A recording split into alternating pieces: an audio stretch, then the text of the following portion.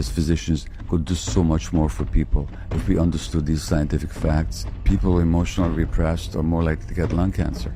It's not just a personal issue. It's very much a social and collective and historical issue. What's the cure? I just get so passionate about this stuff.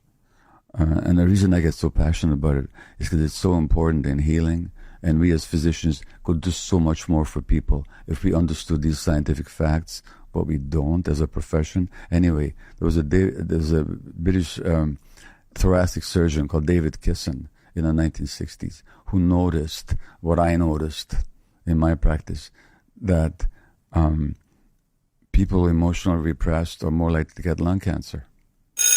Now, hello, my name is Stacy, and whenever I check my phone, the only podcast I listen is Foresight out of 100 FM. smokers, You're the best. only about 10 or 15 get lung cancer, which doesn't mean that smoking isn't the major contributor to lung cancer. It is. But he found that it was those of his patients that were emotionally repressed that were likely to get the lung cancer as a result of the smoking. And the more repressed they were, the less smoking they had to do in order to get lung cancer. This guy noticed this in the 1960s.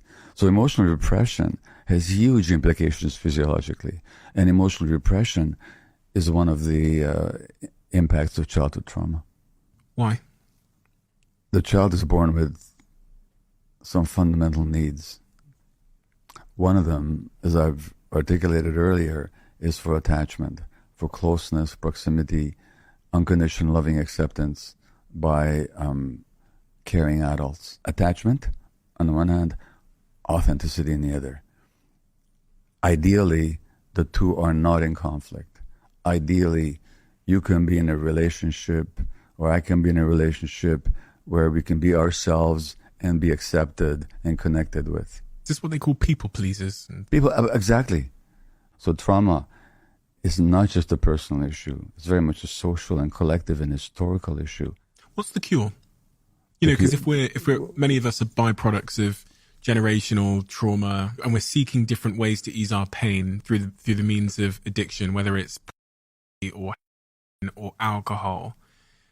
We can't all afford expensive therapists, but we exhibit those self-destructive behavior patterns maybe every single day, maybe with social media addictions or whatever. Yeah. What do we do?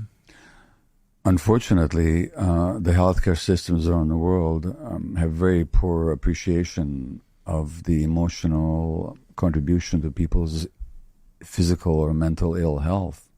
And most physicians and most psychiatrists are not trained in it. Unfortunately, there's a huge gap between science and research on the one hand and medical practice on the other. It's maddening sometimes to contemplate it. So the first step would be to educate the caregivers. Just educate doctors about the actual science of the mind-body connection and the impacts of trauma. Educate them.